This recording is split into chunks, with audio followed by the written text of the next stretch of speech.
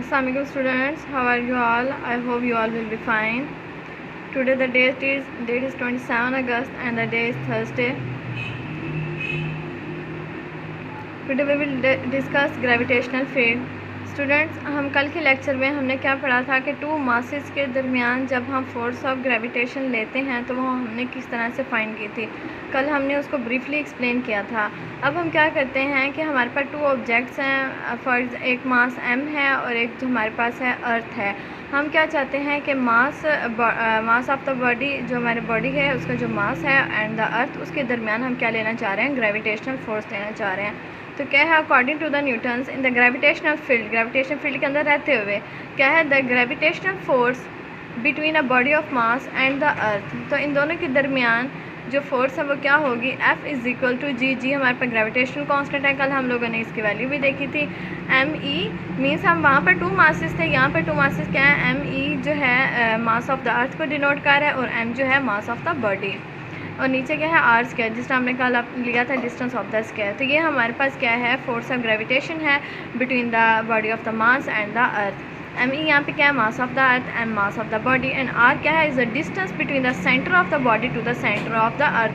हमने कल यही लिया था कि जो हम डिस्टेंस लेते हैं सेंटर से लेते हैं, तो ये आ जाएगा उसमें। ओके, नेक्स्ट देखें स्टूडेंट्स, देखें यहाँ पे नेक्स्ट हम पढ़ेंगे फील्ड फोर्स।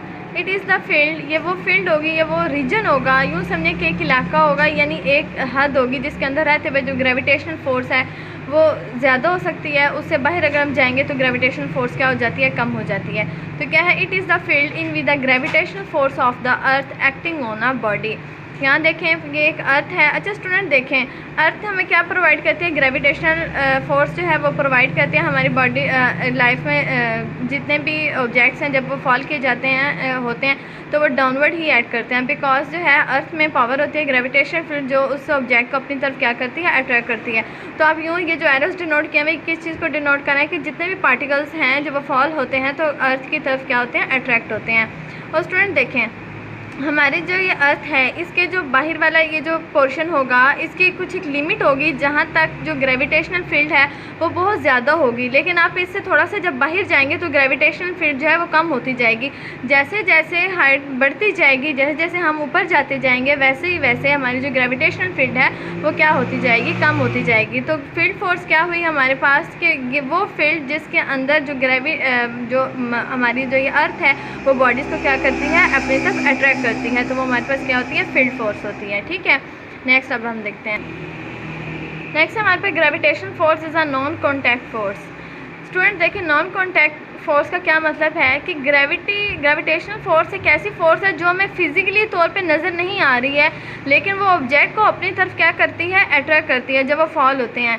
ठीक है, तो इसलिए इसको क्या कहा जाता है, नॉन कॉन्टैक्ट फोर्स, कि वो फिजिकली तो हमें नज़र नहीं आ रही होती लेकिन वो एक ऐसी फोर्स है जो हमारी जो अर्थ है वो जो ऑब्जेक्ट्स हैं इनको अपनी तरफ क्या करती है, अट्रैक्ट करती है। तो क्या है हमारे पास gravitation force is a non contact force. Example के तौर पे हम क्या कह सकते हैं, when a body throws up its velocity goes on decreasing while on returns back its velocity goes on increasing. देखिए स्टूडेंट इसकी क्या है एग्जाम्पल है, वो यहाँ से ये कह रहे हैं कि एक बॉल है, इसको हमने ऊपर की जानिब क्या किया, थ्रो किया है। जब आप इसको ऊपर की जानिब थ्रो करते हैं तो देखें अब हम ज़मीन से क्या होते जा रहे हैं, दूर। अब ये जो बॉल है ये अर्थ से क्या होती जा रही है, दूर होती जा रही है। तो जैसे जैसे दूर होगी इसकी जो ग्रेविटेशनल फोर्स है वो ज़मीन की जो है उस ऑब्जेक्ट के ऊपर क्या होती जा रही है, कम होती जा रही है। तो जैसे जैसे वो ऊपर जाती जाएगी वैसे ही वैसे उसकी जो वेलोसिटी है वो क्या होती जाती है, डिक्रीज़ होती जाती है।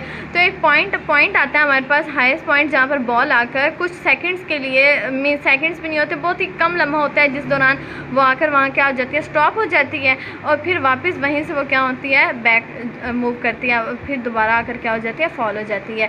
तो इस दौरान क्या होता है कि जैसे जैसे ऑब्जेक्ट ने ऊपर मूव किया वैसे वैसे उसकी ग्रेविटेशन फोर्स क्या होती गई है, कम होती गई है, और जैसे जैसे हम ऊपर जाते हैं और जब वो वापस बैक ज़मीन की तरफ जब वो मूव करना शुरू हो जाता है तो उसकी जो वेलोसिटी है वो क्या होती जाती है, इंक्रीज़ होती जाती है।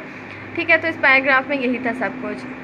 नेक्स्ट हमने क्या कंक्लूजन निकाला as we go up the gravitational force becomes weaker and weaker. तो यही हमने यहाँ से ये कंक्लूजन निकाला कि जैसे जैसे ऑब्जेक्ट जो हैं वो अर्थ से दूर होते जाते हैं, ऊपर जाते जाते हैं। फॉर एग्जांपल जैसा स्पेस में बात करते हैं तो वहाँ जाके ग्रेविटेशनल फोर्स एग्जिस्ट ही नहीं करती, बहुत निग्लिजिबल होती है। ठीक है, तो ये कॉन्सेप्ट होता है। नेक्स्ट है हमारे पास gravitational field strength. The gravitational force per unit mass is called gravitational field strength।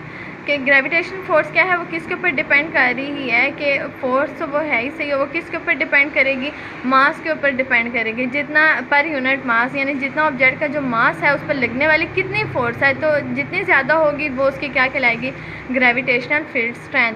The gravitational force per unit mass इसका gravitational field strength, its value is same everywhere. उसकी जो वैल्यू है वो हर जगह क्या होती है, सेम होती है। तो ग्रेविटेशनल फील्ड स्ट्रेंथ की जो वैल्यू है वो क्या है हमारे पास 10 न्यूटन पर किलोग्राम। ठीक है, ओके। हमारे पास ये है ना the gravitation force per unit मास। तो फोर्स ही हमारे पास पर यूनिट मास मीन्स डिनोमिनेटर में क्या है, उसका मास हमने लिया है। तो डेट से वो जब ऊपर जाएगा तो उसके यूनिट को किस तरह शो करेंगे, फोर्स का न्यूटन, और पर का मतलब होता है जब ऊपर जाएगा तो नेगेटिव में, तो क्या आ जाएगा पर किलोग्राम। तो क्या वैल्यू ग्रेविटेशन फील्ड स्ट्रेंथ की 10 न्यूटन पर किलोग्राम। ओके, तो ये था हमारा आज का टॉपिक। कल हम इंशाअल्लाह ताला इससे आगे डिस्कस करेंगे। ओके, अल्लाह हाफिज़।